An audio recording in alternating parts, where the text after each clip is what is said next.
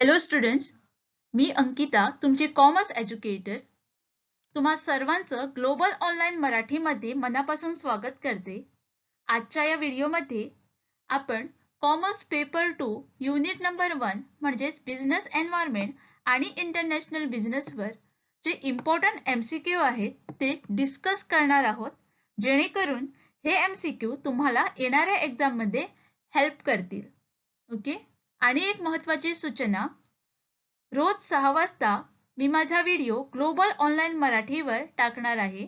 त्यामुळे रोज 6 वाजता please global online मराठीला व्हिजिट करा, जेणेकरून माझा व्हिडिओ तुम्हाला भेटेल आणि तो तुम्हाला येणाऱ्या एक्झाममध्ये म्हणजे येणारी एक्झाम क्लिअर करण्यासाठी हेल्प करेल. लेक्चरला सुरू करण्याआधी एक महत्त्वाची सूचना, global online university commerce paper 2 साठी कोर्स प्रोव्हाइड करत आहे, ज्याच्यामध्ये तुम्हाला फुल सिलेबस नोट्स प्रोव्हाइड केले जातील, ते पण डिटेल एक्सप्लेनेशन सोबत. Full syllabus test series covering 1000 MCQ with the detail solutions provide केले जातील. Previous year question paper from year 2015 to 2020 covering 1000 MCQ with the detail solution provide केले जातील. फुल सिलेबस व्हिडिओ लेक्चर्स ते पण डिटेल एक्सप्लेनेशन सोबत provide केले जातील. त्याच्यासोबत आम्ही तुम्हाला व्हॉट्सॲप ग्रुपमध्ये पण ऍड करणार, ज्याच्यामध्ये जर तुम्हाला एखादी क्वेरी असेल, एखादा प्रॉब्लेम असेल, तर तो तुम्ही त्या ग्रुपमध्ये डिस्कस करू शकता. तुम्ही डायरेक्टली एज्युकेटर्स सोबत तो प्रश्न डिस्कस करू शकता. ओके. तर या कोर्सची फी आहे जस्ट ₹5000. ओके. आणि जर हा कोर्स तुम्ही घेतला तर पेपर 1 त्याच्यासोबत तुम्हाला फ्री भेटेल, ज्याच्यात आम्ही तुम्हाला 50 मॉक टेस्ट प्रोव्हाइड करू with the detail explanation. Full syllabus notes पण प्रोव्हाइड केले जातील with the detail explanation. Video lectures with the detail explanation. Previous year MCQ and practice MCQ पण प्रोव्हाइड केले जातील with the detail explanation. Okay. तर join करण्यासाठी खालील दिलेल्या नंबरवर कॉन्टॅक्ट करा. ओके. न्यू रजिस्ट्रेशन ऑलरेडी आम्ही स्टार्ट केलं आहे 2022 साठी. So do join it. चला तर मग आजच्या लेक्चरला सुरुवात करू. What of business activity is done in business environment. म्हणजेच खालील दिलेली कोणती बिझनेस ऍक्टिव्हिटी बिझनेस एन्व्हायरमेंट मध्ये म्हणजेच व्यवसाय वातावरणात केली जाते. ओके.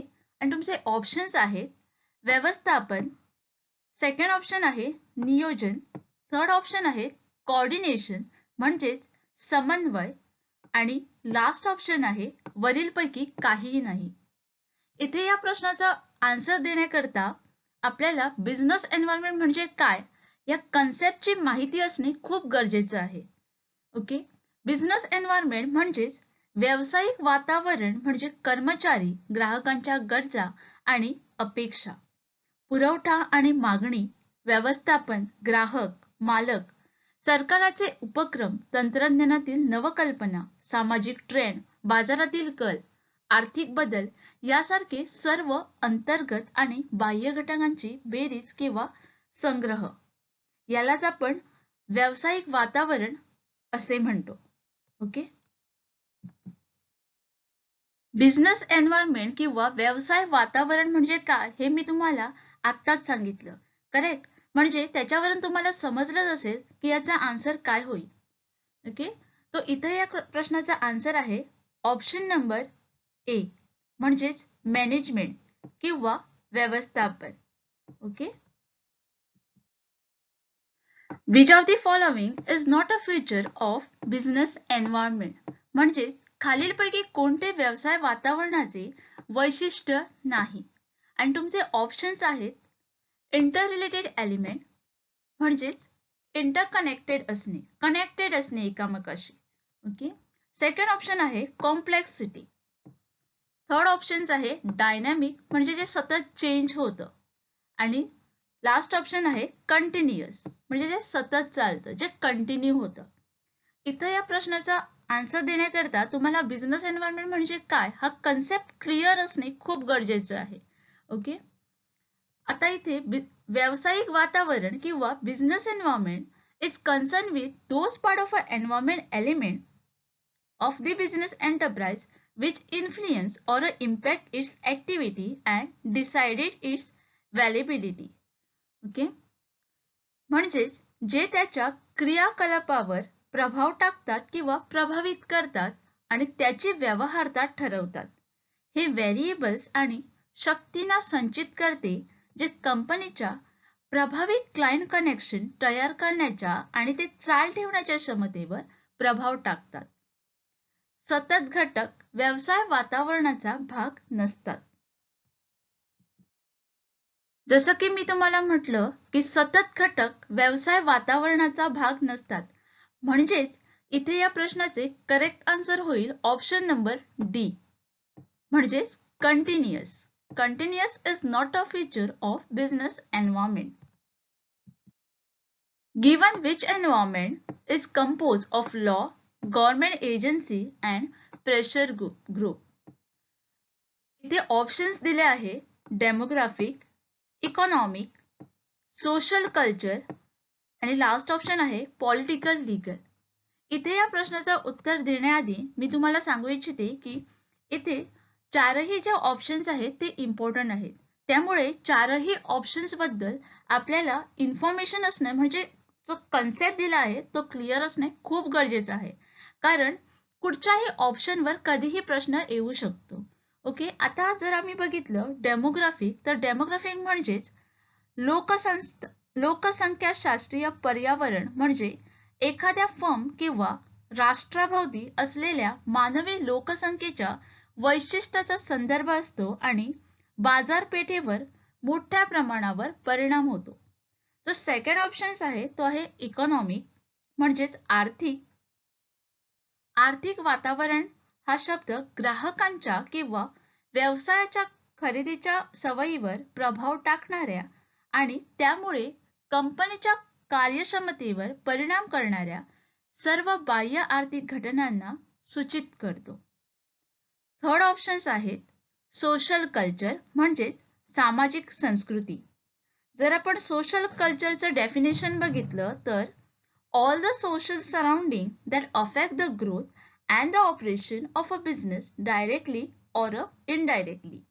म्हणजेच सामाजिक परिसर म्हणून परिभाषित केले जाऊ शकते जे प्रत्यक्ष किंवा अप्रत्यक्षपणे व्यवसायाच्या वाढीवर आणि ऑपरेशनवर परिणाम करतात. ओके, आणि जो लास्ट ऑप्शन आहे तो आहे पॉलिटिकल लीगल, म्हणजेच राजकीय कायदेशीर. Political environment is a combination of lot of factors such as current political party in power, a degree of politician of a trade and a industry, the efficiency of a current environment, current government policies, current legal framework, the public attitude towards the economy. म्हणजेच राजकीय कायदेशीर वातावरण हे सध्याच्या सत्तेत असलेल्या राजकीय पक्ष, व्यापार आणि उद्योगाच्या राजकीय कारणाचे प्रमाण, सध्याच्या सरकाराची कार्यक्षमता, सरकारी धोरणे. म्हणजेच ओव्हरऑल जर आपण पॉलिटिकल लीगल बद्दल बघितलं तर जे काही सरकारवर येईल, सरकारवर रिलेटेड येईल ते सर्व पॉलिटिकल लीगल मध्ये येईल. ओके, समजा जर एखादा प्रश्न पॉलिटिकल लीगल वर आला तर तुम्हाला हा कन्सेप्ट क्लिअर असणे खूप गरजेचं आहे. त्यामुळे प्लीज अंडरस्टँड करा आणि स्किप करू नका. ओके, समजा एखाद्या क्वेश्चन मध्ये सरकारबद्दल बोलत आहेत किंवा कायद्यांबद्दल बोलत आहेत म्हणजे ऑब्वियसली ते पॉलिटिकल लीगल एन्व्हायरमेंट मध्येच येणार. सो इथे या प्रश्नाचं करेक्ट आन्सर होईल option number D, that is political legal और राजकीय कायदेशीर. The Central Consumer Protection Council established by केंद्रीय ग्राहक संरक्षण परिषद कोणी स्थापन केली?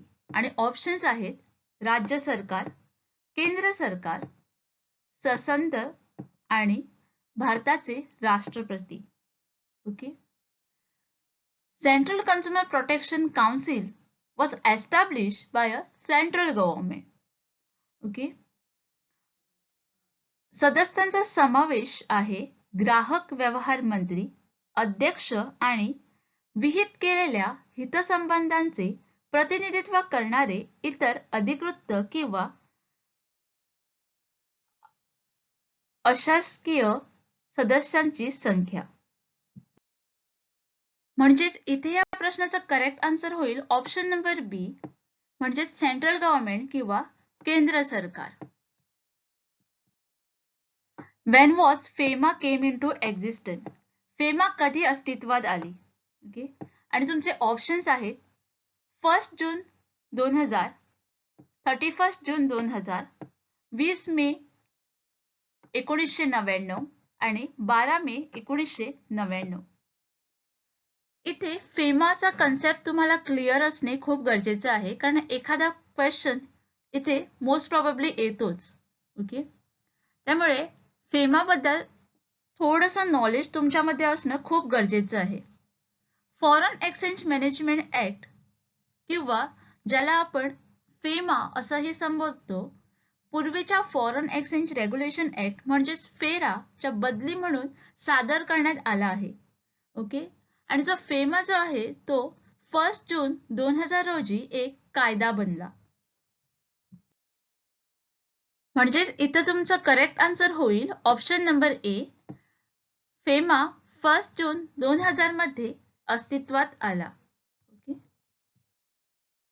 केंद्रीय बँक खालीलपैकी कोणत्या धोरणाद्वारे अर्थव्यवस्थेतील बचत, गुंतवणूक आणि ग्राहक खर्चावर लक्षणीय प्रभाव टाकू शकते? आणि ऑप्शन्स आहेत वित्तीय धोरण, चलन विषयक धोरण, औद्योगिक धोरण आणि लास्ट ऑप्शन आहे परकीय चलन धोरण. जर आपण वित्तीय धोरण बद्दल बघायला गेलो, म्हणजेच फिस्कल पॉलिसी बद्दल जर बघायला गेलो, तर is a use of a government spending and a taxation to influence the economic. Government typically use the fiscal policy to promote strong and sustainable growth and reduce the poverty.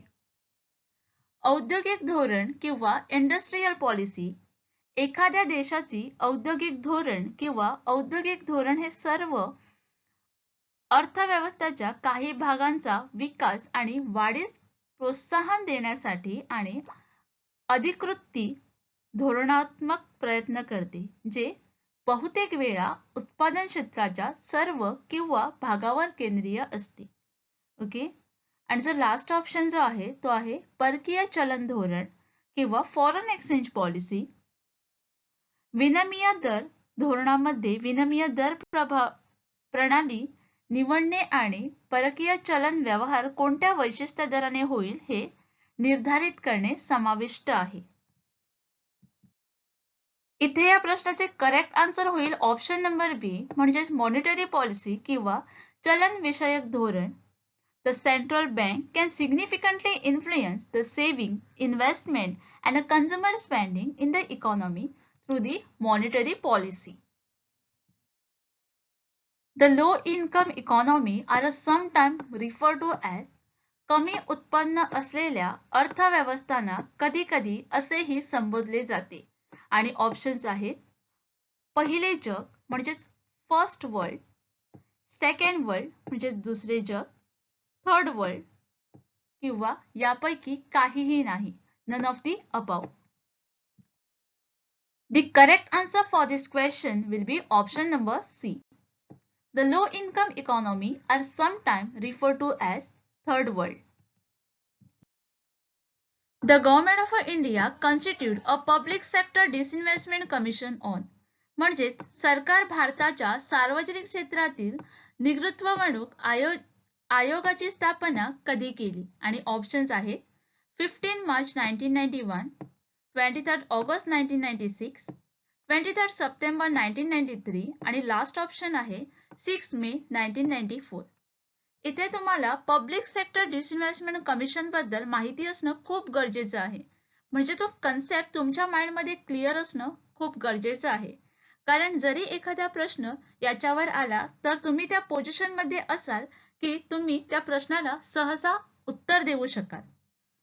So August 1996 मध्ये G V Ramakrishna यांच्या अध्यक्षतेखाली निवृत्तीवेतन आयोगाची स्थापना भारतीय PSUच्या हळूहळू निवृत्तीवेतनाचा सल्ला देखरेख आणि प्रचार करण्यासाठी करण्यात आली. ओके, म्हणजेच इथे या प्रश्नाचे करेक्ट आन्सर होईल option number B. The Government of India constituted a public sector disinvestment commission on 23rd August 1996. The Planning Commission was set up in India. Bharat नियोजन आयोगाची स्थापना म्हणजे करण्यात आली. ओके, म्हणजे कधी करण्यात आली. इथे तुम्हाला प्लॅनिंग कमिशन बद्दल माहिती असणे गरजेचे आहे, कारण हा प्रश्न त्याच्यावरच आहे. एखादा प्लॅनिंग कमिशन वर कुठला दुसरा क्वेश्चन पण येऊ शकतो. त्यामुळे प्लॅनिंग कमिशन बद्दल थोडीशी माहिती स्वतःला असणं खूप गरजेचं आहे. यासाठी तुम्ही थिअरी लेक्चर्स पण बघू शकता, जे की तुम्हाला निहाल सरने ऑलरेडी प्रोव्हाइड केले आहे युनिट 1 वर. ओके, सो इथं प्लॅनिंग कमिशन म्हणजेच planning commission was an institute in the Government of India which formulated India's 5-year plan among the other functions. In his first Independence Day speech in 2014, the Prime Minister Narendra Modi announced his intention to disclose the Planning Commission. And the Planning Commission म्हणजेच नियोजन आयोगाची स्थापना मार्च 1950 मध्ये भारत सरकारच्या ठरावाद्वारे करण्यात आली आणि राष्ट्रीय विकास परिषदेच्या संपूर्ण मार्गदर्शनाखाली कार्य करते. इथे या प्रश्नाचा करेक्ट आन्सर आहे option number A. The planning commission was set up in India in 1950. Okay, which policy is concerned with raising revenue through taxation and deciding on the level and a pattern of expenditure. म्हणजेच कोणते धोरण कर आकारणीद्वारे महसूल वाढविण्यासाठी संबंधित आहे आणि स्तरावर निर्णय घेते आणि खर्चाचा नमुना. आणि इथे ऑप्शन्स आहेत monetary policy, fiscal policy, cash policy and last option आहे none of this. Fiscal policy is a part of government policy, okay, which concern with raising revenue through taxation and other means and deciding on the level and a pattern of expenditure. म्हणजेच राजकोषीय धोरण हा सरकारी धोरणाचा एक भाग आहे, जो कर आकारणी आणि इतर मार्गांनी महसूल वाढवण्यासाठी संबंधित आहे आणि खर्चाची पातळी आणि नमुना ठरवण्याची संबंधित आहे. म्हणजेच इथे या प्रश्नाचे करेक्ट आन्सर होईल option number B. Fiscal policy. Bretton Wood twins consist of IMF and which of the following. म्हणजेच ब्रिटन वूड ट्विन्स मध्ये IMF आणि कोणाचा समावेश होतो आणि ऑप्शन्स दिले आहेत जागतिक बँक किंवा IBRD, ADB, IDBI आणि ICICI. जे ऑप्शन्स दिले आहेत त्यांच्याबद्दल आपल्याला माहिती असणं खूप गरजेचं आहे, कारण एखादा प्रश्न ऑप्शन्स वर पण आधारित असतो. ओके, जसा क्वेश्चन दिला आहे तसाच क्वेश्चन येईल असं काही नसतं, कारण कुठचाही ऑप्शन जो आहे ते प्रत्येक जो ऑप्शन आहे तो इथे इम्पॉर्टंट आहे. त्यामुळे प्रत्येक ऑप्शनवर काही ना काही नॉलेज असणं, प्रत्येक जो ऑप्शन्स दिला आहे तो त्याचा कन्सेप्ट आपल्या माइंडमध्ये क्लिअर असणं खूप गरजेचं आहे. ओके, जो फर्स्ट ऑप्शन आहे तो आहे जागतिक बँक किंवा IBRD. IBRD आणि त्याची सवलत देणारी संस्था इंटरनॅशनल डेव्हलपमेंट असोसिएशन म्हणजेच IDA एकत्रितपणे जागतिक बँक म्हणून ओळखली जाते, कारण ते समान नेतृत्व आणि कर्मचारी सामायिक करतात. जो दुसरा ऑप्शन आहे तो आहे ADB. ADB चा फुल फॉर्म आहे एशियन डेव्हलपमेंट बँक. ही 19 डिसेंबर 1966 रोजी स्थापन केली आहे. थर्ड ऑप्शन आहे IDBI. IDBI बँक लिमिटेड ही भारतीय खाजगी क्षेत्रातील बँक आहे आणि आर्थिक आणि बँकिंग सेवा प्रदान करणारी जीवन विमा महामंडळीची उपकंपनी आहे. International development bank of India म्हणून 1964 मध्ये त्याची स्थापना करण्यात आली आणि ही विकास वित्त संस्था जी औद्योगिक क्षेत्राला आर्थिक सेवा प्रदान करते. आणि लास्ट जो ऑप्शन आहे तो आहे ICICI. ICICI बँक लिमिटेड ही भारतातील multinational bank and financial services आणि जे हेडक्वार्टर आहे याचं ते वडोदरा इथे आहे. ओके, सो इथे या प्रश्नाचा करेक्ट आन्सर होईल ऑप्शन नंबर ए, म्हणजेच वर्ल्ड बँक और IBRD किंवा जागतिक बँक किंवा IBRD. ओके, IBRD ची स्थापना 5 डिसेंबर 1945 रोजी ब्रिटन वूड कॉन्फरन्सच्या शिफारशीच्या आधारे IMF सोबत झाली. म्हणूनच IMF आणि IBRD यांना ब्रिटन वूड ट्विन्स असे म्हटले जाते. ओके, त्यानंतरचा जो प्रश्न आहे तो आहे IBRD स्टार्टेड फंक्शनिंग इन, म्हणजेच IBRD ने कुठच्या इयर मध्ये कार्य करण्यास सुरुवात केली. आणि तुमचे ऑप्शन्स आहेत जून 1945, जून 1946, जुलै 1950 and लास्ट ऑप्शन इज मे 1946. आता इथे एखादा प्रश्न येऊ शकतो की IBRD चा फुल फॉर्म काय आहे. ओके, तर इथं आपल्याला IBRD चा फुल फॉर्म माहिती असणं खूप गरजेचं आहे. IBRD म्हणजेच international bank for reconstruction and development. Okay, in an international financial institute. आणि IBRD जो आहे जो ऍक्च्युअली एस्टॅब्लिश झाला 1944 मध्ये. ओके, आणि याचं जे हेडक्वार्टर आहे ते वॉशिंग्टन DC युनायटेड स्टेट मध्ये आहे. That is leading arm of world Bank group. आणि IBRD जो आहे तो माध्यम उत्पन्न झालेल्या विकसनशील देशांना कर्ज देते. Okay, IBRD actual started functioning in June 1946. म्हणजेच IBRD चं actual functioning जून 1946 मध्ये सुरू झालं. म्हणजेच या प्रश्नाचं उत्तर होईल option number B, IBRD started functioning in June 1946. Next question आहे नाफ्टा स्टँड फॉर, म्हणजे इथे तुम्हाला नाफ्टाचं फुल फॉर्म विचारलं आहे. फर्स्ट ऑप्शन आहे North American trade association, second option आहे North American free trade agreement, third option आहे नॉर्थ अटलांटिक ट्रेड अग्रीमेंट आणि लास्ट ऑप्शन आहे northern association for a trade. इथं मी परत म्हणेन की हा पण टॉपिक खूप इम्पॉर्टंट आहे, कारण मला वाटतं लास्ट इयरच्या क्वेश्चन पेपर मध्ये याच्यावर एक क्वेश्चन आला होता जिथे तुम्हाला याचे जे डिफरंट कंट्रीज आहेत ते विचारले होते. म्हणजे या अग्रीमेंट मध्ये कुठचे डिफरंट 3 कंट्रीज आहेत ते विचारले होते. ओके, सो अगेन अंडरस्टँड दिस.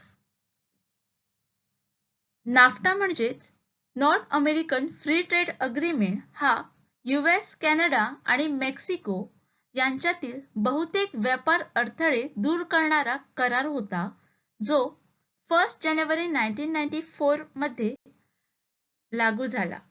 ओके, म्हणजेच इथे या प्रश्नाचं करेक्ट आन्सर होईल option number B, North American free trade agreement. Okay, next question आहे IFAD एस्टॅब्लिश ऑन, आणि ऑप्शन्स आहेत 1977, 1988, 1975 आणि 1956. इथं तुम्हाला IFAD चं फुल फॉर्म माहिती असणं खूपच गरजेचं आहे आणि ती कधी आली आणि कुठे आहे हे पण माहिती असणं खूप गरजेचं आहे. कारण समजा याचं फुल फॉर्म विचारलं किंवा ती कुठे आहे असं विचारलं तर तुम्ही त्या पोझिशन मध्ये असाल की तुम्ही त्या प्रश्नाचं इझिली आन्सर देऊ शकाल. ओके, याचं जे फुल फॉर्म आहे ते आहे international fund for agriculture development आणि ही एक आंतरराष्ट्रीय वित्तीय संस्था आणि संयुक्त राष्ट्राची एक विशेष एजन्सी आहे जी विकसनशील देशांना ग्रामीण भागातील गरिबी आणि भूक दूर करण्यासाठी काम करते. ओके, आणि ही एस्टॅब्लिश इन 1977 आणि कुठे झाली तर रोम, इटालीमध्ये. ओके, सो आत्ताच मी तुम्हाला म्हटलं की ही 1977 मध्ये एस्टॅब्लिश झाली. म्हणजेच या प्रश्नाचा करेक्ट आन्सर होईल option number A. Next question आहे, World Bank group as a two main goal और mission which of the following is a right combination of the goal. जागतिक बँक समूहाचे दोन मुख्य वैशिष्ट्ये किंवा ध्येय आहेत. खालीलपैकी कोणत्या ध्येयाचे योग्य संयोजन आहे? आणि ऑप्शन्स आहेत, to promote share prosperity in the sustainable way. Second option is to end extreme poverty. Third option is to bridge the fiscal deficit to its a member nation. Okay, आणि खाली तुम्हाला ऑप्शन्स दिले आहेत की वरीलपैकी पुढचं combination correct आहे. Okay, आणि तुमचे ऑप्शन्स आहेत 1 and 2, 1 and 3, 2 and 3 and none of the above. Okay, जागतिक बँक समूहाची दोन महत्त्वाकांक्षी उद्दिष्टे आहेत किंवा ध्येय आहेत. एका पिढीमध्ये अत्यंत गरिबी संपवणे आणि सामाजिक समृद्धी वाढवणे.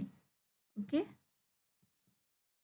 म्हणजेच इथे या प्रश्नाचे करेक्ट आन्सर होईल option number A, that is 1 and 2. Next question आहे, the World Trade Organization WTO was establish on. जागतिक व्यापार संघटना WTO ची स्थापना यावर झाली. आणि ऑप्शन्स आहेत 1 जानेवारी 1994, 10 जानेवारी 1995, 1 जानेवारी 1995 आणि 1 जानेवारी 1996. जागतिक व्यापार संघटना ही एक आंतर सरकारी संस्था आहे जी राष्ट्रांमधील आंतरराष्ट्रीय व्यापाराचे नियमन आणि सुविधा देते. आंतरराष्ट्रीय व्यापार नियंत्रण करणारे नियम स्थापित करण्यासाठी, सुधारण्यासाठी आणि लागू करण्यासाठी सरकार संस्थेचा वापर करतात. ओके, आणि ही जी आहे ती एस्टॅब्लिश झाली 1 जानेवारी 1995 मध्ये. आणि याचे जे हेडक्वार्टर आहेत, मुख्यालय आहेत, ती जिनेवा स्वित्झर्लंड मध्ये आहे. So here the correct answer for this question will be option number C. The World Trade Organization, that is WTO, was established on 1st January 1995. Which of the following incorrect about the FAO? FAO बद्दल खालीलपैकी कोणते चुकीचे आहे? आणि options आहेत, It was established on 16 October 1945. त्याचे मुख्यालय Japan येथे आहे. थर्ड ऑप्शन आहे, हे जागतिक खाद्य संमेलन आयोजित करते. आणि लास्ट ऑप्शन आहे, वरीलपैकी काहीही नाही. सगळ्यात पहिलं म्हणजे आपल्याला FAO चा फुल फॉर्म माहिती असणं खूप गरजेचं आहे. इथं FAO चा फुल फॉर्म आहे food and agriculture organisation. Okay, संयुक्त राष्ट्राची अन्न आणि कृषी संघटना ही संयुक्त राष्ट्राची एक विशेष एजन्सी आहे जी भूक दूर करण्यासाठी आणि पोषण आणि अन्न सुरक्षा सुधारण्यासाठी आंतरराष्ट्रीय प्रयत्नाचे नेतृत्व करते. त्याचा जो हेडक्वार्टर आहे तो रोम, इटालीमध्ये आहे. ओके, आणि ही एस्टॅब्लिश झाली 16 ऑक्टोबर 1945 मध्ये. ओके, आता मी म्हटलं की ही एस्टॅब्लिश झाली 1945 मध्ये. म्हणजे ऑप्शन ए जो आहे तो ऑब्वियसली करेक्ट आहे. राईट, ही जी आहे ती काय आहे, फूड आणि ॲग्रिकल्चर ऑर्गनायझेशन. ओके, म्हणजेच हा जो ऑप्शन आहे तो पण करेक्ट होईल इथे. पण it's a headquarter is at Japan. पण मी आता तुम्हाला सांगितलं की ह्याचं जे हेडक्वार्टर आहे ते रोम, इटालीमध्ये आहे. म्हणजेच हा जो ऑप्शन आहे तो इथे इनकरेक्ट होईल. करेक्ट, कारण इथे काय म्हटलं, its headquarter is at Japan. म्हणजे इथे काय म्हणतात की ज्याचं हेडक्वार्टर जे आहे ते जपानमध्ये आहे. पण ऍक्च्युअल जे हेडक्वार्टर आहे ते कुठे आहे? इटालीमध्ये. ओके, सो त्यामुळे या प्रश्नाचं करेक्ट आन्सर होईल ऑप्शन नंबर बी. बी जो ऑप्शन आहे तो इनकरेक्ट आहे आणि इथे आपल्याला इनकरेक्ट ऑप्शनच विचारलं आहे. बॅलन्स ऑफ पेमेंट मीन्स देयक शिल्लक म्हणजे, आणि ऑप्शन्स आहेत सर्व बँकेच्या पावत्या आणि पेमेंटची शिल्लक. सेकंड ऑप्शन आहे सरकारची शिल्लक पावती आणि देयक. थर्ड ऑप्शन आहे बँकेचे पेमेंट शिल्लक. आणि लास्ट ऑप्शन आहे देशाद्वारे परकीय चलनांच्या पावत्या आणि देयक शिल्लक. ओके, देयक शिल्लक ही रहिवासी देश आणि उर्वरित जग यांच्यातील सर्व आर्थिक व्यवहाराच्या नोंदणीची दुहेरी प्रविष्टी प्रणाली आहे जी विशिष्ट कालावधीत केली जाते. ओके, म्हणजेच balance of payment is a double entry system of a record of all the economic transaction between our resident country and the rest of the world carried out at a specific period of time. Okay, that is the meaning of balance of payment. म्हणजेच इथे या प्रश्नाचे correct answer होईल option number D. Which one is not an objective of IMF? Okay, आणि options आहेत to promote international monetary corporation म्हणजेच आंतरराष्ट्रीय आर्थिक सहकार्याला चालना देण्यासाठी.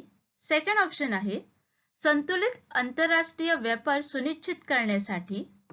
थर्ड ऑप्शन आहे शांतता काळाच्या गरजेनुसार उत्पादक प्रयत्नांना वित्तपुरवठा करणे. आणि लास्ट ऑप्शन आहे विनिमय दर स्थिरता सुनिश्चित करण्यासाठी. ओके, आता इथे आपल्याला IMF चे ऑब्जेक्टिव्ह माहिती असणं खूप गरजेचं आहे. जर आपल्याला ऑब्जेक्टिव्हच माहित नाही तर आपण या प्रश्नाचं उत्तरच देऊ शकत नाही. ओके, त्यामुळे ऑब्जेक्टिव्ह अंडरस्टँड व्हा IMF चे. So here is the objective for IMF is first is to promote exchange stability, to maintain the orderly exchange arrangement among the member and avoid competitive exchange depreciation. म्हणजेच विनिमय स्थिरतेला चालना देण्यासाठी सदस्यांमध्ये सुव्यवस्थित विनिमय व्यवस्था राखण्यासाठी आणि स्पर्धात्मक विनिमय अवमूल्यन टाळण्यासाठी. ओके, जो सेकंड ऑब्जेक्टिव्ह आहे तो आहे आंतरराष्ट्रीय चालन निगमाला प्रोत्साहन देण्यासाठी. आणि थर्ड ऑब्जेक्टिव्ह आहे आंतरराष्ट्रीय व्यापाराचा विस्तार आणि समतोल वाढ सुलभ करण्यासाठी. दॅट मीन्स या प्रश्नाचा करेक्ट आन्सर होईल option number C. To finance productive efforts according to peace time requirement. Okay, is not the objective of IMF. म्हणजेच बाकीचे जे आहेत उर्वरित जे आहेत A, B आणि D ते IMF चे ऑब्जेक्टिव्ह आहेत. जो थर्ड ऑप्शन जो आहे तोच फक्त IMF चा ऑब्जेक्टिव्ह नाही आहे. ओके, हा. त्यानंतरचा जो प्रश्न आहे तो आहे theory of absolute cost advantage is given bye. परिपूर्ण खर्च फायद्याचा सिद्धांत कोणी दिला आहे? ओके, हा जरी प्रश्न दिसायला खूप सिंपल वाटला तरीही यावर नक्की एक तरी प्रश्न असतोच. त्याचमुळे हा प्रश्न मी इथे इन्क्लूड केला आहे. एक तरी प्रश्न थिअरीवर येतोच. ओके, मग ते ऍब्सोल्यूट कॉस्ट ऍडव्हान्टेज वर येऊ दे किंवा आणखी कुठल्याही थिअरीवर येऊ दे, पण एक तरी प्रश्न नक्की असणार. त्यामुळे प्लीज अंडरस्टँड करा या प्रश्नाला. जो फर्स्ट ऑप्शन आहे तो आहे डेव्हिड रिकार्डो. सेकंड ऑप्शन आहे आदम स्मिथ. थर्ड ऑप्शन आहे FW टेलर आणि लास्ट ऑप्शन आहे पीटर डकर. जर आपण डेव्हिड रिकार्डो बद्दल बोलायला गेलो तर त्यांनी classical theory of comparative advantage जी आहे ती डेव्हिड रिकार्डोने डेव्हलप केली होती 1817 मध्ये. ओके, नंतर आहे FW टेलर. टेलरच्या तत्वज्ञानाने या विश्वावर लक्ष केंद्रित केले की लोकांना ते तितके कठोर परिश्रम करू शकतात तितके कार्य करण्याच्या पद्धतीला अनुकूल बनवण्या इतके कार्यक्षम नव्हते. ओके. 1909 मध्ये टेलरने वैज्ञानिक स्थापनाची तत्त्वे प्रकाशित केली. त्यानंतर आहे पीटर डकर. डकरच्या मते व्यवस्थापन हे कोणत्याही संस्थेचे मुख्य अंग आहे. व्यवस्थापकाला अनेक कार्य पार पाडावी लागतात, जसे की उद्दिष्ट निश्चित करणे, उत्पादकता वाढवणे, सामाजिक प्रभाव आणि जबाबदाऱ्या आयोजन आणि व्यवस्थापन करणे आणि कर्मचाऱ्यांना प्रेरित करणे. आणि नंतर जर आपण आदम स्मिथवर बोलायला गेलो तर 18व्या शतकातील अर्थशास्त्रज्ञ आदम स्मिथ यांनी त्यांच्या द वेल्थ ऑफ नेशन या पुस्तकात परिपूर्ण लाभाची संकल्पना विकसित केली होती आणि ते इतर देशांपेक्षा अधिक कार्यक्षमतेने उत्पादित करू शकणाऱ्या वस्तूचे उत्पादन आणि निर्यात करण्यात वैशिष्ट्य बनवून देश व्यापारातून कसा फायदा मिळू शकतात हे दर्शवण्यासाठी विकसित केले होते. ओके. म्हणजेच इथे या प्रश्नाचे करेक्ट आन्सर होईल option number B, Adam Smith. The theory of absolute cost advantage is given by Adam Smith.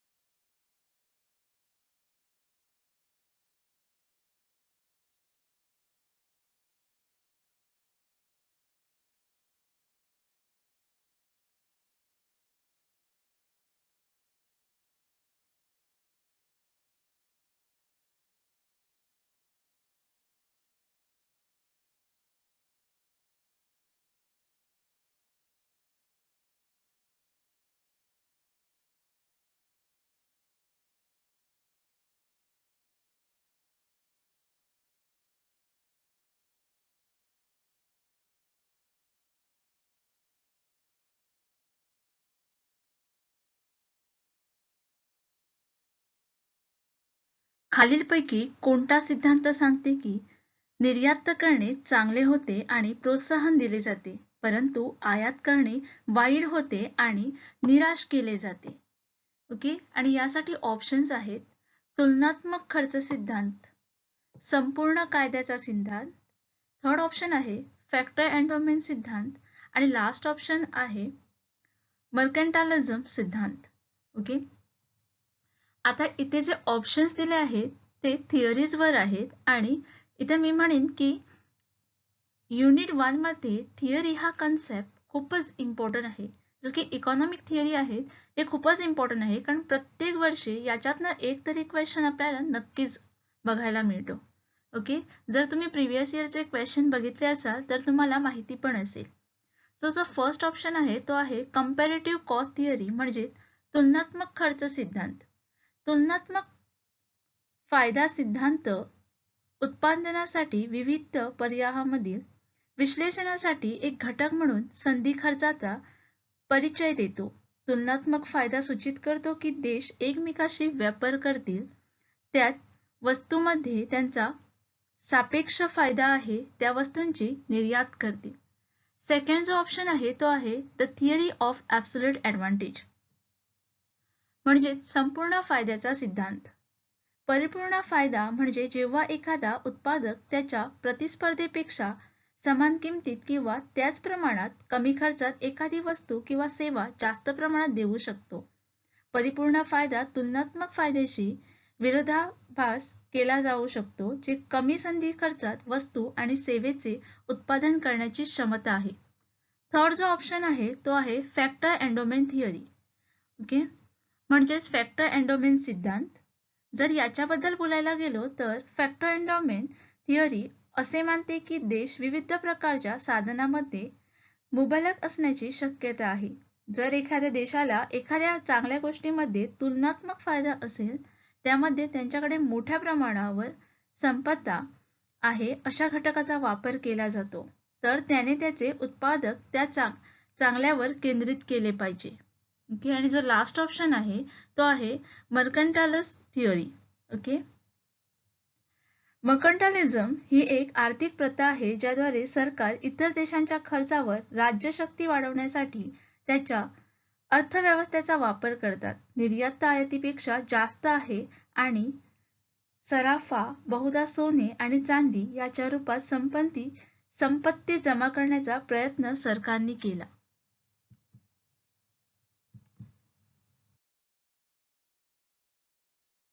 म्हणजेच इथे या प्रश्नाचे करेक्ट आन्सर होईल option number D, mercantilist theory. Okay, म्हणजेच मर्कंटालिस्ट सिद्धांत.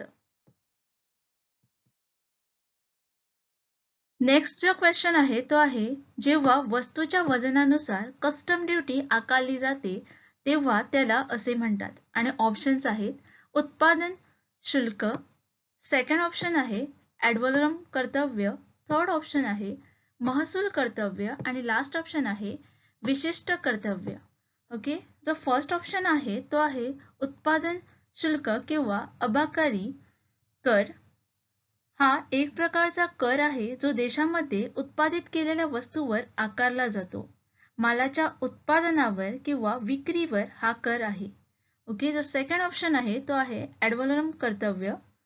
ॲड टॅक्स हा एक कर आहे ज्याची रक्कम व्यवहाराच्या किंवा मालमत्तेच्या मूल्यावर आधारित असते. विक्री कर किंवा मूल्यवर्धित कराच्या बाबतीत हे सामान्यत व्यवहाराच्या वेळी लादले जाते. थर्ड जो ऑप्शन आहे तो आहे रेव्हेन्यू ड्युटी किंवा महसूल कर्तव्य. महसूल हे उत्पन्न आहे जे सरकार कर आकाराद्वारे गोळा करते. कर आकारणी हा सरकारी महसुलाचा प्राथमिक सूत्र आहे. आणि जो लास्ट ऑप्शन आहे तो आहे स्पेसिफिक ड्युटी किंवा विशिष्ट कर्तव्य. विशिष्ट शुल्क म्हणजेच आयातीच्या प्रति युनिट दिलेल्या रकमेची आकारणी, जसे की $1 प्रति यार्ड किंवा प्रति पौंड. दुसरीकडे जाहिरातीत मूल्य शुल्क आयात मूल्याच्या टक्केवारी म्हणून मोजले जाते. सो इथे या प्रश्नाचे करेक्ट आन्सर आहे option number D, specific duty म्हणजेच विशिष्ट कर्तव्य. त्यानंतर जो प्रश्न आहे तो आहे foreign exchange and foreign currency in India are govern by. भारतातील परकीय चलन आणि परकीय चलन याद्वारे नियंत्रित केले जातात आणि ऑप्शन्स आहेत RBI, सेकंड ऑप्शन आहे बँकिंग नियमन कायदा, थर्ड ऑप्शन आहे फेमा कायदा आणि लास्ट ऑप्शन आहे सेबी कायदा. इथे जे चारही ऑप्शन आहे ते चारही इम्पॉर्टंट आहे. त्यामुळे या चारही ऑप्शन्स बद्दल आपल्याला हा कन्सेप्ट माहिती असणं खूप गरजेचं आहे. कारण जर एखादा क्वेश्चन याच्या रिलेटेड आला तर तुम्ही तो सहसा आन्सर करू शकाल. जर आपण RBI बद्दल बोलायला गेलो तर RBIचा जो फुल फॉर्म आहे ते आहे Reserve bank of India. Reserve bank of India ही भारताची मध्यमवर्गीय बँक आहे आणि नियामक संस्था आहे आणि भारतीय रुपयांच्या जारी आणि पुरवठ्यासाठी एक भारतीय बँकिंग प्रणालीच्या नियमनासाठी जबाबदार आहे. हे देशाच्या मुख्य पेमेंट सिस्टमचे व्यवस्थापन देखील करते आणि त्याच्या आर्थिक विकासाला चालना देण्यासाठी कार्य करते. याची स्थापना 1 एप्रिल 1935 मध्ये झाली. सेकंड जो ऑप्शन आहे तो आहे बँकिंग नियमन कायदा. बँकिंग नियमन कायदा 1949 हा भारतातील एक कायदा आहे जो भारतातील सर्व बँकिंग कंपन्यांचे नियमन करतो. बँकिंग कंपनी कायदा 1949 म्हणून पास झाला. तो 16 मार्च 1949 पासून लागू झाला आणि 1 मार्च 1966 पासून बँकिंग नियमन कायदा 1949 मध्ये बदलला. थर्ड जो ऑप्शन आहे तो आहे फेमा कायदा. परकीय चलन व्यवस्थापन कायदा 1999. फेमा हा भारताचा संसदेचा एक कायदा आहे. बाह्य व्यापार आणि देयके सुलभ करण्याच्या उद्देशाने आणि परकीय चलनाच्या सुव्यवस्थित विकासाचा आणि देखरेखीला चालना देण्याच्या उद्देशाने परकीय चलनाची संबंधित कायद्याची एकत्रीकरण आणि सुधारणा करणे. ओके, आणि जो लास्ट ऑप्शन आहे तो आहे SEBI. Okay, security and exchange board of India कायदा हा जो कायदा आहे तो 1992 मध्ये आला. ओके, इथं आपल्याला याचे फुल फॉर्म माहिती असणं खूप गरजेचं आहे आणि हा जो आहे तो संपूर्ण भारतामध्ये विस्तारित आहे. ओके, सो इथं या प्रश्नाचं आन्सर होईल option number A, RBI, reserve bank of India.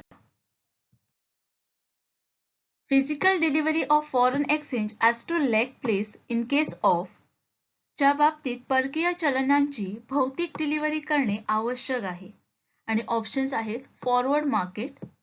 Forward market म्हणजेच हे एक ओव्हर द काउंटर मार्केटप्लेस आहे जे भविष्यातील वितरणासाठी आर्थिक साधन किंवा मालमत्तेची किंमत थेट सेट करते. सेकंड जो ऑप्शन आहे तो आहे स्पॉट मार्केट. स्पॉट मार्केट हे आहे जेथे कमोडिटीज, चलने आणि सिक्युरिटीज सारख्या आर्थिक साधनाचा तत्काळ वितरणासाठी वापर केला जातो. थर्ड जो ऑप्शन आहे तो आहे भविष्यातील बाजार. Future market. फ्युचर मार्केट हा एक लिलाव बाजार आहे ज्यामध्ये सहभागी भविष्यातील निर्दिष्ट तारखेला डिलिव्हरीसाठी कमोडिटी आणि फ्युचर कॉन्ट्रॅक्टची खरेदी आणि विक्री करतात. आणि लास्ट जो ऑप्शन आहे तो आहे पर्याय बाजार म्हणजेच ऑप्शन मार्केट. पर्याय हे एक पर्यायाचे उत्पादन आहे जे गुंतवणूकदारांना अंतर्निहित स्टॉकचा सट्टा लावून देतात किंवा बचाव करू शकतात. ओके, इथे मी तुम्हाला चारही ऑप्शन एक्सप्लेन केले आहेत कारण की याच्यावर पण एखादा क्वेश्चन येण्याची शक्यता आहे. सो प्लीज कुठलाही क्वेश्चन स्किप करू नका.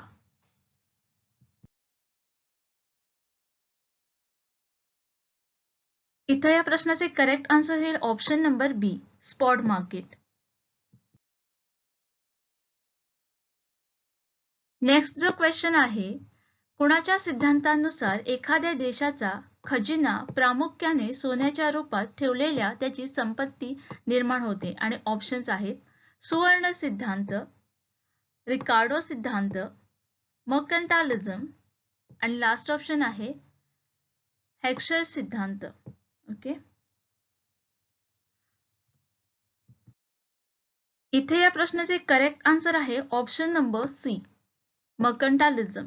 या सिद्धांतानुसार एखाद्या देशाचा खजिना प्रामुख्याने सोन्याच्या रूपात ठेवलेल्या त्याची संपत्ती निर्माण होते.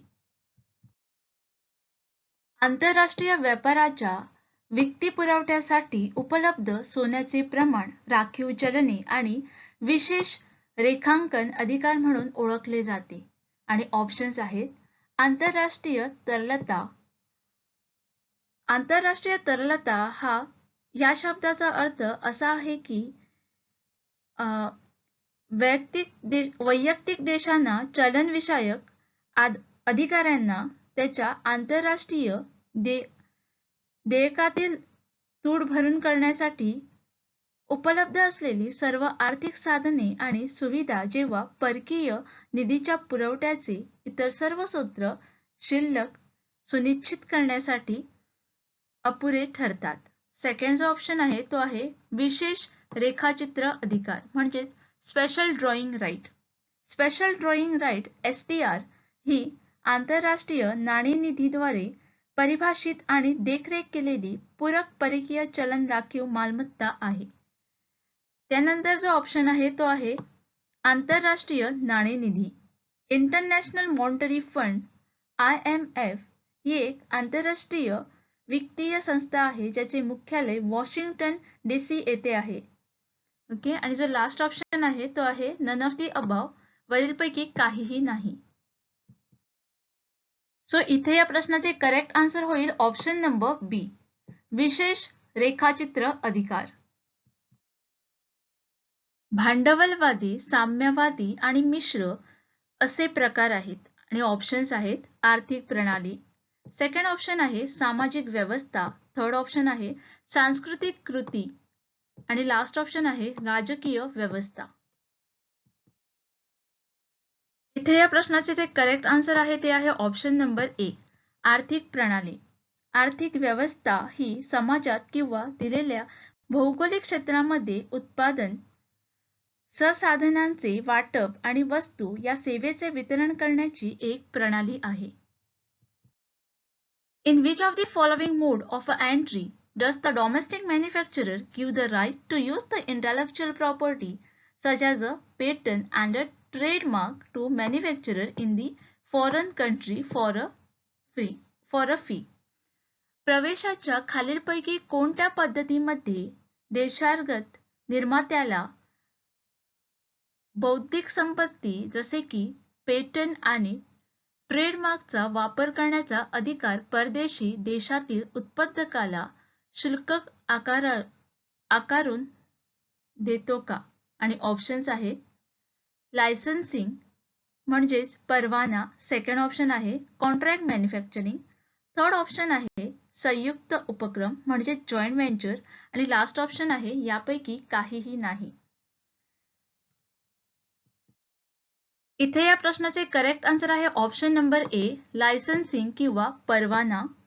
परवाना ही एक व्यवसाय व्यवस्था आहे ज्यामध्ये एक कंपनी दुसऱ्या कंपनीला निर्दिष्ट पेटंटसाठी तिचे उत्पादन तयार करण्याची परवानगी देते.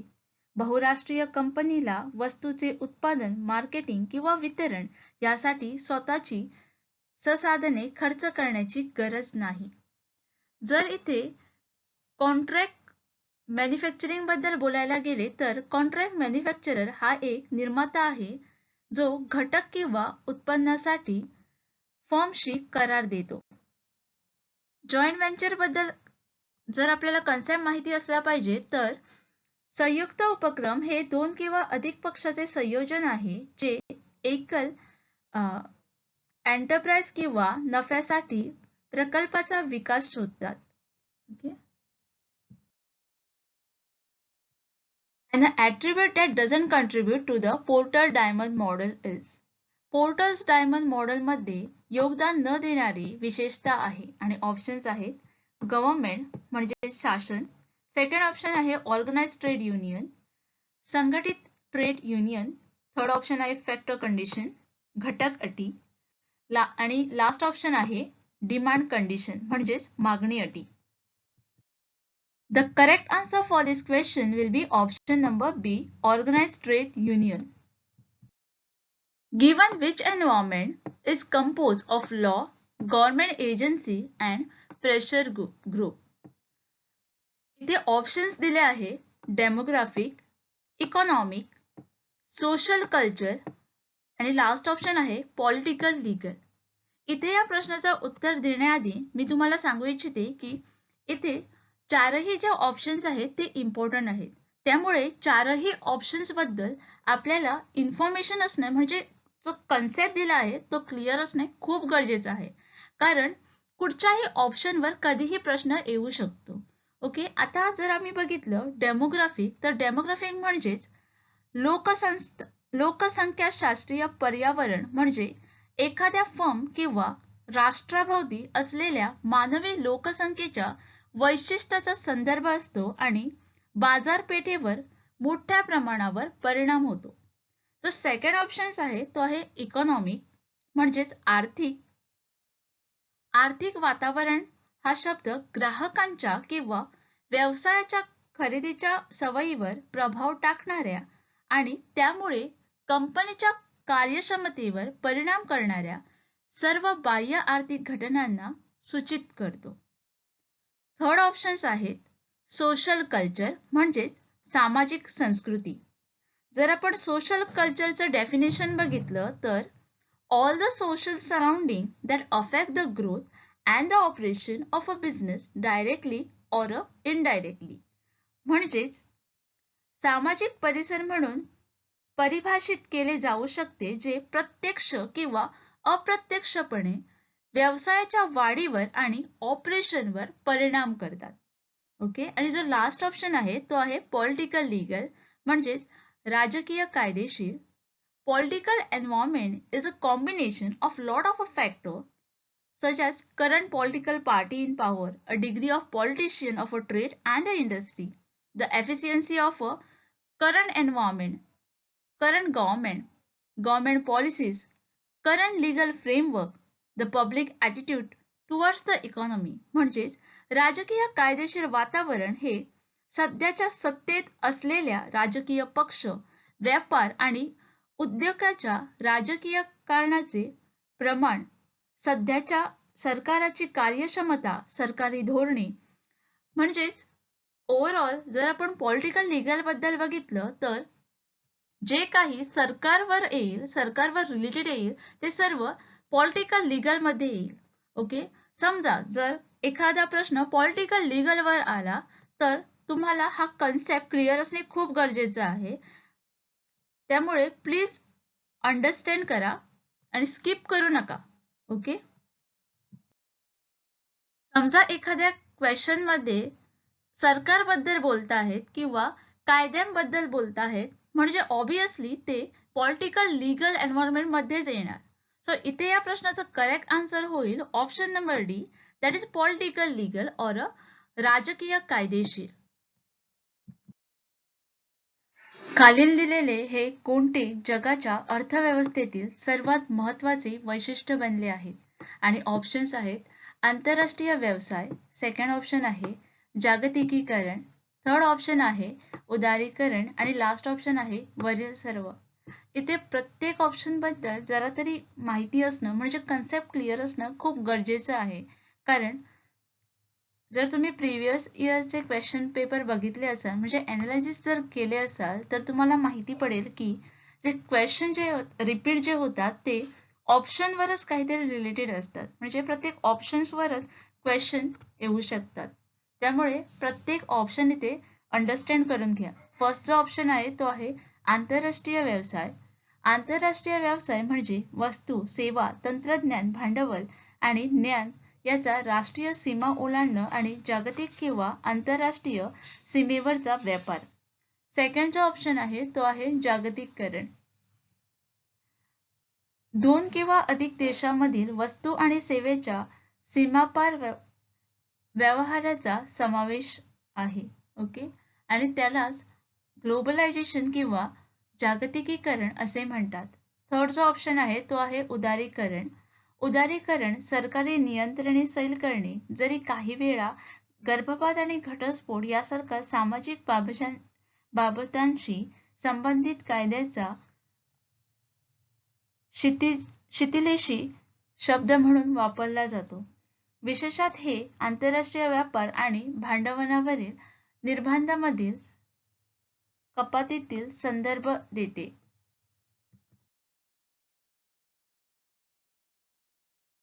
इथे जे करेक्ट आन्सर होईल ते होईल ऑप्शन नंबर ए, इंटरनॅशनल बिझनेस किंवा आंतरराष्ट्रीय व्यवसाय.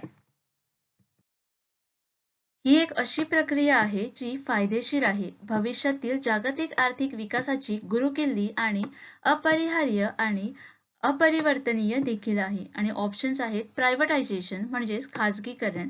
खाजगीकरण म्हणजे सार्वजनिक मालकीच्या किंवा सार्वजनिकरित्या संचालित उत्पन्नाचा साधनेचे खाजगी मालकी किंवा ऑपरेशनमध्ये हस्तांतरण. सेकंड जो ऑप्शन आहे तो आहे जागतिकीकरण. जागतिकीकरण हा शब्द व्यापार आणि तंत्रज्ञानाने जगाला अधिक जोडलेले आणि परस्लंबी असे बनवले आहे, ज्याचे वर्णन करण्यासाठी वापरले जाते. थर्ड जो ऑप्शन आहे तो आहे लिबरलायझेशन म्हणजेच उदारीकरण. उदारीकरण सरकारी नियंत्रणे सैल करणे. जरी काही वेळा गर्भपात आणि घटस्फोट यासारख्या सामाजिक बाबींशी संबंधित कायद्याच्या शिथिलेशी संबंधित असले तरी उदारीकरण हा बहुतेकदा आर्थिक शब्द म्हणून वापरला जातो. विशेषतः हे आंतरराष्ट्रीय व्यापार आणि भांडवला देखील निर्बंधांमधील कंपन्यांचा संदर्भ होते. आणि लास्ट जो ऑप्शन आहे तो आहे इकॉनॉमिस्ट किंवा अर्थज्ञ.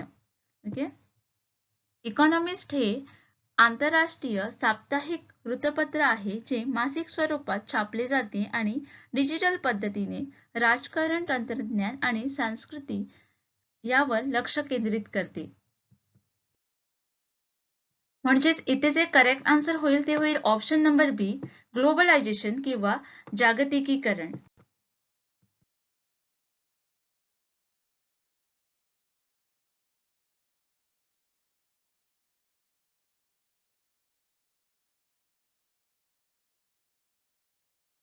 Economic globalization is a historical process, the result of म्हणजेच आर्थिक जागतिकीकरण ही एक ऐतिहासिक प्रक्रिया आहे जी कुणाचा परिणाम आहे. आणि ऑप्शन्स आहेत मानवी नवोपक्रम, सेकंड ऑप्शन आहे तांत्रिक प्रगती, थर्ड ऑप्शन आहे अ आणि ब दोन्ही, आणि लास्ट ऑप्शन आहे ज्ञान.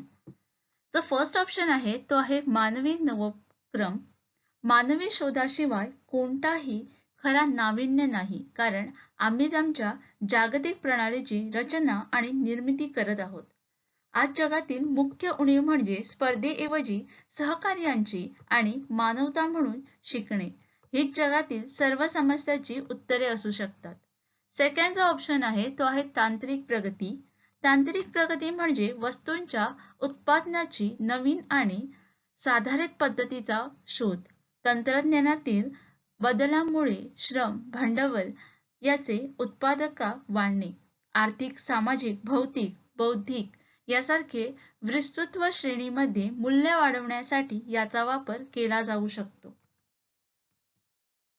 इथे जे करेक्ट आन्सर आहे ते आहे ऑप्शन नंबर सी, अ आणि ब दोन्ही, म्हणजेच मानवी नवोपक्रम आणि तांत्रिक प्रगती.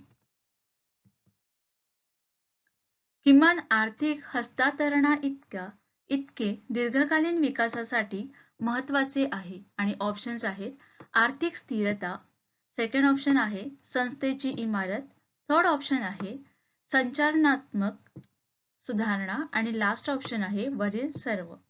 जो फर्स्ट ऑप्शन आहे तो आहे इकॉनॉमिक स्टॅबिलिटी.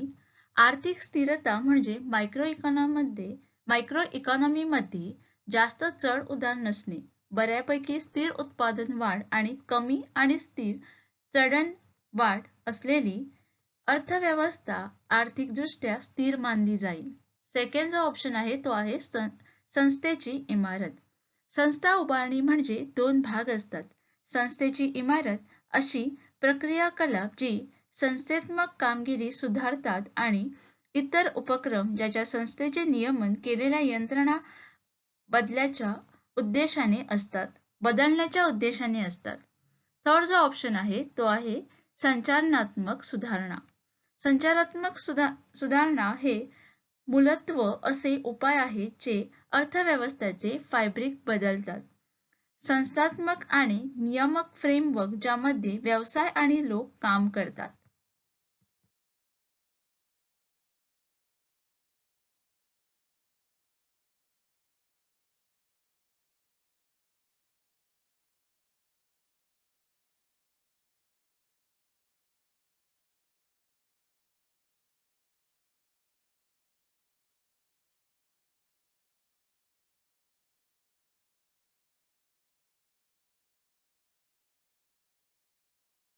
इथे या प्रश्नाचे करेक्ट आन्सर होईल option number D, all of the above किंवा वरील सर्व. लोकशाही जागतिकीकरणाचे समर्थक कधी कधी म्हणतात आणि ऑप्शन्स आहेत जागतिकवादी, प्रो ग्लोबलिस्ट, थर्ड ऑप्शन आहे स्वतंत्रवादी आणि लास्ट ऑप्शन आहे वरीलपैकी काहीही नाही.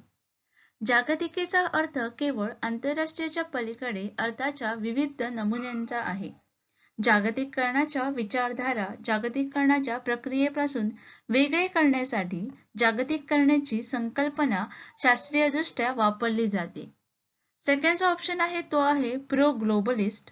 विकसित जगाचे प्रो ग्लोबलिस्ट मुक्त जगातील व्यापारांचे वर्णन विकसित आणि विकसनशील राष्ट्रासाठी विजय म्हणून करतात. कारण ज्ञान आणि भांडवल विकसित हे विकसनशील देशाकडे आणि मानवी आणि नैसर्गिक संसाधनांचे विकसनशीलकडून विकसित होऊ शकतात. अशा प्रकारे संसाधनांचा वापर इष्टात्मक करतात. थर्ड जो ऑप्शन आहे तो आहे स्वतंत्रवादी. स्वतंत्रवादी व्यावसायिकता आणि राजकीय स्वातंत्र्य वाढवण्याचा प्रयत्न करतात. राज्य कमी करतात, मुक्त सहवास, निवडीचे स्वातंत्र्य, व्यक्तिवाद आणि स्वयंसेवी संघटनाचा यावर जोर देणे. इथे जे करेक्ट आन्सर आहे ते आहे ऑप्शन नंबर बी, प्रो ग्लोबलिस्ट. ओके, लोकशाही जागतिकीकरणाचे समर्थक कधी कधी म्हणतात प्रो ग्लोबलिस्ट. MITI हे आंतरराष्ट्रीय व्यापार आणि उद्योग मंत्रालय आहे. ओके, आणि ऑप्शन्स आहेत जपान, चीन, भारत आणि अमेरिकन.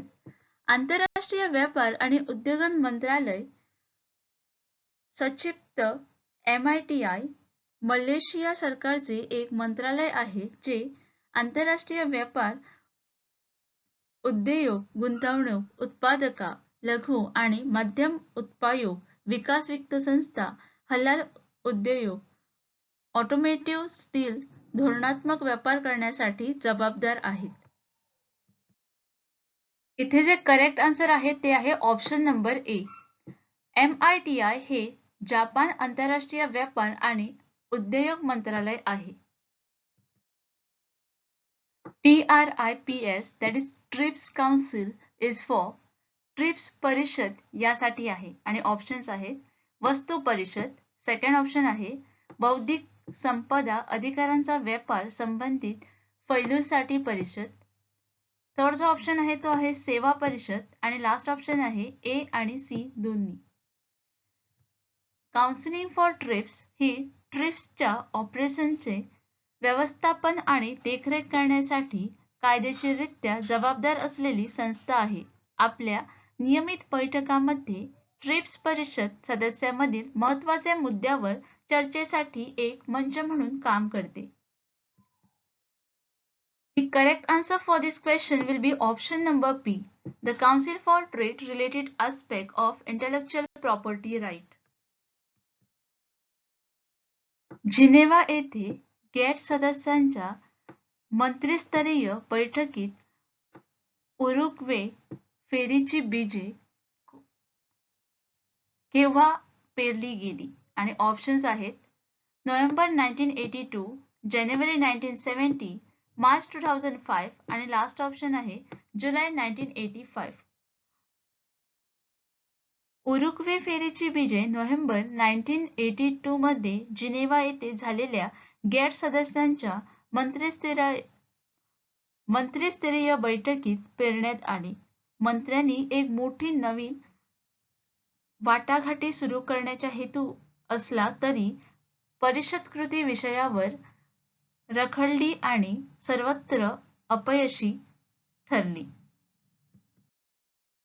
म्हणजेच इथे या प्रश्नाचे करेक्ट आन्सर होईल ऑप्शन नंबर ए.